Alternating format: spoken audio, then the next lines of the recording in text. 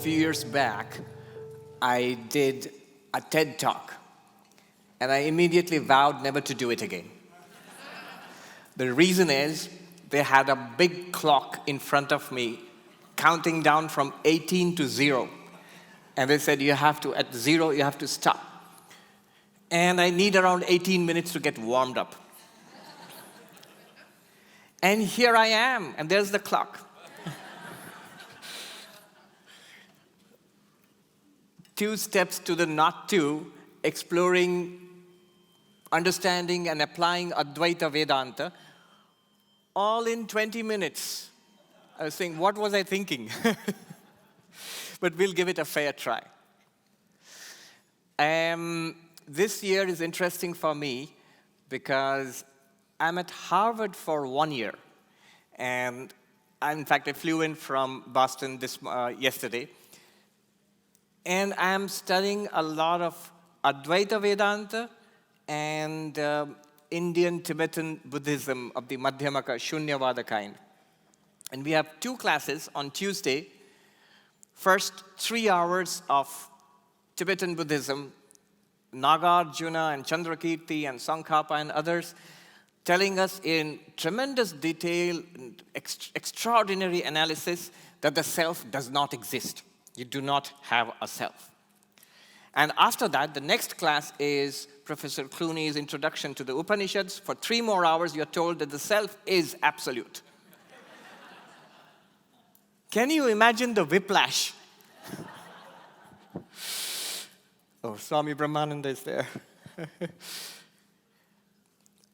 The Advaita Vedanta, these are the original non-duality guys. 5,000 years ago, the Upanishads is speaking about non-duality. And the amazing thing is, when I study Madhyamaka Buddhism, the Buddhism of emptiness of selves, and then Advaita Vedanta, literally one after the other, where the self is the absolute, both of them are speaking in the same language of non-duality. If you actually translate into English, they're literally saying the same things, using almost the same words, the same examples, the same language, the same philosophical arguments. And yet one says, no self. And the other one says, self is absolute. They are saying the same thing. Though, I know any number of lamas and Sanskrit pandits who would throw up their arms in horror. Because from the Tibetan Buddhist side, from the emptiness people, they will say, what they are saying in Advaita Vedanta, it's wrong. They're saying that the self is a thing. And the Advaita Vedantins, I know what they will say. They'll immediately say, these are nihilists. They're saying nothing exists. But the truth, as the Madhyamakas would have it, lies in between. Both are right and both are wrong. The way I put it this way, the way to misunderstand Advaita Vedanta is to think that the self is a thing. No, that's not right. And the way to misunderstand emptiness is to think that the self is nothing. That's also not true. So the way I would like to put it is, it's not a thing, it's not nothing, it is no thing. No thing. And this no thing is what we are going to talk about for the next, now I have 16 minutes, okay. There are 2 steps to understanding the not to. We will first go into the first step, and then inevitably into the next one, and that will be it. The unique thing about Advaita Vedanta, and again, of course, Madhyamaka Buddhism, is that the spiritual journey here, it's not a journey in space. You're not supposed to go from here to some heaven or some other place, a pure land or heaven or something. No, it's right here. It's not a journey in time that over the years and over the centuries, over lifetimes, you become that or you realize that. No, it's right now. Right here, right now. It's not even a journey from yourself to something else. Brahman, God, Allah, the void. No. It's just you. It is I, me, myself. So it's not a journey in space. It's not a journey in time. It's not a journey from self to the other. It's right here, right now, and you yourself. Then what is it a journey? What kind of a journey is it? It's a journey from not knowing to knowing, from not realizing to realizing, from ignorance to knowledge. Now that being said, if it is right here, if it is right now, and if it is I, it should be possible to experience it, realize it right now, right here, and as myself. And the tremendous claim of Advaita Vedanta, of, again, Buddhism, is that it's possible. It's possible. I'm not guaranteeing enlightenment in the next 14 minutes. It's relentless. But what I'm saying is, it's this much is the minimum we can hope for. A certain kind of clarity about what all this is about. This timeless wisdom. Aldous Huxley called it the perennial philosophy. 5,000 years ago, our ancestors got it right. So how does it go? Just pay attention to what I'm saying and pay attention to our own experience, and we'll begin to see what they're talking about. There are different ways of realizing this. These are, in Sanskrit, they are called viveka. Viveka means a kind of analytical seeing. So I'm going to do 3 of these analytical seeings, if I have time, or at least 2 of them, 2 of these vivekas, let's say. The first one is pretty simple. The distinction between the eternal and the non-eternal, nitya, anitya, eternal and non-eternal. It just means, notice how things change. Our bodies have changed. What you were as a baby, as a toddler, as an adolescent, middle-aged person, now this senior person, an aged person, the body has changed dramatically. And yet, I have this instinctive, atavistic feeling, I was that baby. I was in that body. I was in the child's body. A senior nun once told me that she was walking past a shop front window in Santa Barbara, and she looked at the window and she said, "Who's that old lady?" So time goes by so fast. She says, it was just 40 years ago that I was this young girl coming into the convent to become a nun. And it's 40 years. The body has changed dramatically. I have the absolute sure feeling that I was, this I am. I have not changed. Everything changes and passes away. And yet you are the knower of the change. Nagasena, the famous Buddhist monk who goes to this king, and the king complains to the monk that he has so many problems, the enemies are threatening, there's a famine in the kingdom, and the ministers are incompetent, and the prince is dissolute and not capable of taking over the kingdom. And the monk says, "O king, this too shall pass." And many years later, the monk, now an old monk, he's passing through the kingdom, and he meets the king, who is also very old by that time. And how are you? How's the kingdom? And the king says, "Oh, things are much better by your grace, by your blessings. Enemies have become friends, and the ministers are competent, and there is plenty of food in the kingdom. And the prince has shaped up quite well. I'm thinking he's going to be a good king."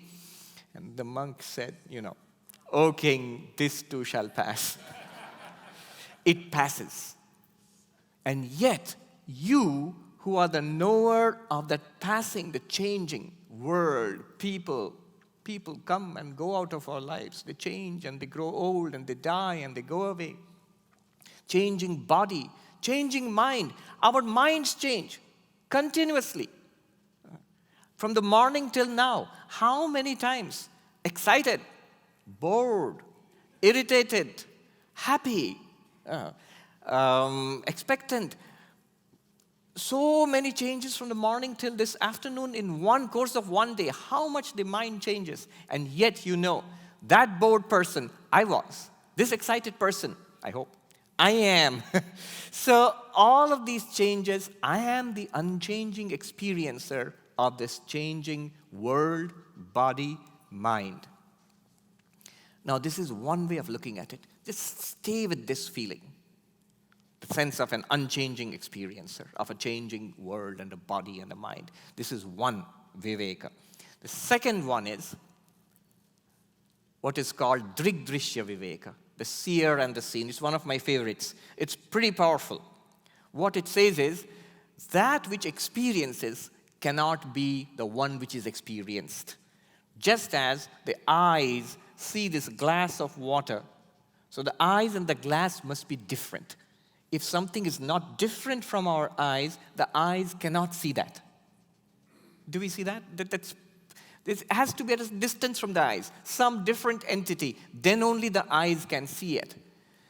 In the same way, our bodies, if you think of the body, I am the experiencer of the body. Clearly, I can see it, touch it. If it's a very hot and sweaty day, you can even smell it. So the body is experienced. The body is an object for all of my senses. All 5 of my senses can objectify this body. That which is an object, the experienced object, and I, the experiencer, I cannot be the same thing. I am not the body because I experience the body as a thing. A doctor from Edinburgh just recently wrote to me.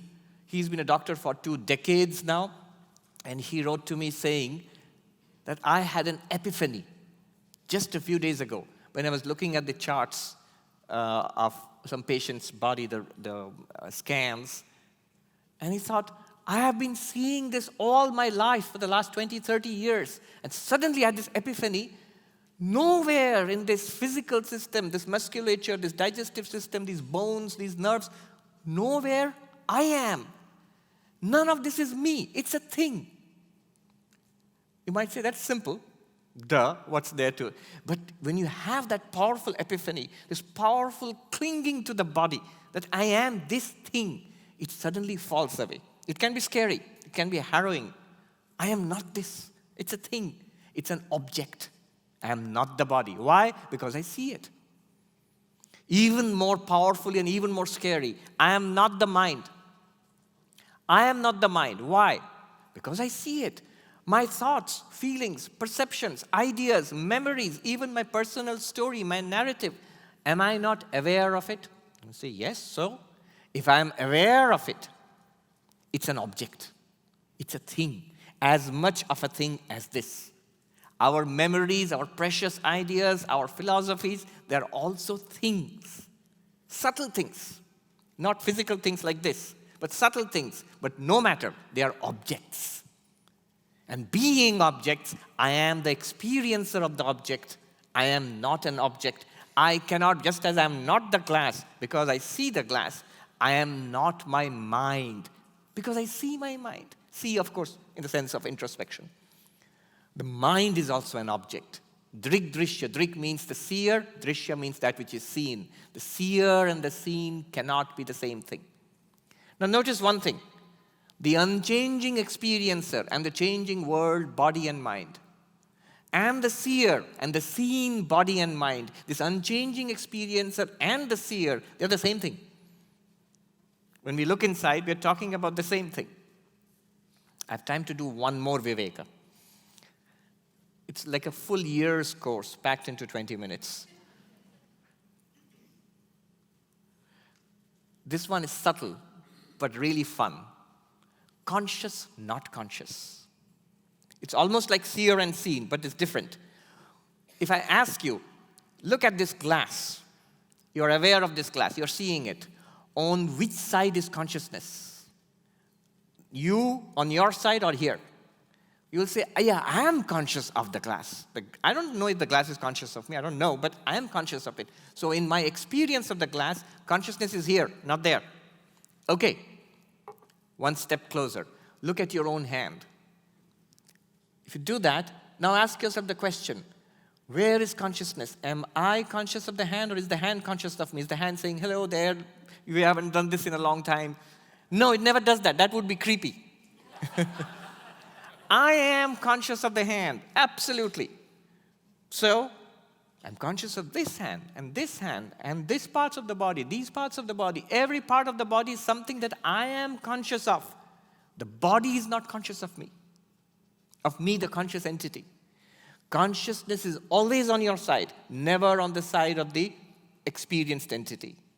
I am conscious, and that is not conscious. In Sanskrit, this is called chit jada. Sentient, insentient. The analysis between sentient and insentient. If you stay like that, here's the most startling thing. Even the mind is not conscious. That is something very stunning in a Western context. I get this all the time in the university there, because the mind and consciousness are usually taken together. But it's a very simple experiment. Think a thought right now. I know, when you try to think, no thought comes. The mind is mischievous in that way. When you want to stop thinking, it will not stop thinking. When you, mind, give me a thought, no thought. 2 plus 2 is 4. Just think, 2 plus 2 is 4. Hold that thought in your mind. 2 plus 2 is 4. Now ask yourself the question, is 2 plus 2 4 aware of me, or am I aware of 2 plus 2 4? So obviously I'm aware of 2 plus 2 4. 2 plus 2 4 is just like mental talk. I'm aware of it. Are you with me? Okay. I'm aware of it. 2 plus 2 4 is not aware of me. Clearly it's a movement in the mind, a vritti, which I am aware of. That is not aware of me. I am conscious, even the mind is not conscious. The mind appears to be conscious by my light, by the light of the self. But even the mind is not conscious.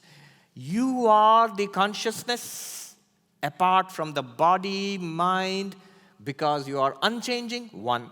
Because you are the seer, 2. Because you are awareness, 3. The world, body, and mind are changing, the seen, and not aware. Because of this, you are this consciousness. Okay, 3 minutes. We have done the first step in 2 steps to the not two. Whatever I've said till now, I was pulling a fast one on you. Don't take it seriously. It is not true. My Advaita teacher used to say that those who keep talking about seer and seen, they are, in Hindi he would say, Kache Vedanti, they're unripe Vedantins. The second step is very important. Now Vedanta asks you, what is the relationship between you, the unchanging awareness, the seer, and the changing world, body, mind, the other? Are they really 2 separate things? Or are they actually one? How do you decide? Here is one way. There are different ways. We can talk about it. One way is 2 things are separate if you can experience them separately. So my cloth and this glass are separate because you can see the glass separately and my cloth separately. They don't go together. But the world and consciousness, the body and consciousness, the mind and consciousness, has anybody ever experienced a world apart from consciousness? Have any of us ever experienced ourselves, our bodies, our minds, our thoughts apart from awareness? Never. The world is not, the body, mind, and world are not experienceable, are not facts apart from consciousness. When I say it like that, it sounds crazy. But this is what Advaita Vedanta is claiming. That this inner awareness, this light, is the reality which appears as its own object. You, that one unchanging consciousness, you alone appear as this changing world. You appear, the self appears as its other. This world which we experience is nothing apart from us. The other is nothing apart from you, the self. This world is your own. There is nobody here who is a stranger. Just like in a dream, every person, object, animal that you see in the dream is nothing apart from you, the dreamer. You're appearing in all those ways. Consciousness is appearing as its own object, and this is the festival of consciousness, which we call our life, our universe. Yeah. This oneness is what non-duality is all about. The world, the self, the changing world, body, mind, the experienced world, body, mind, the non-aware world, body, mind is not a second thing apart from you, the unchanging, seer awareness. Second step, not two. Thank you.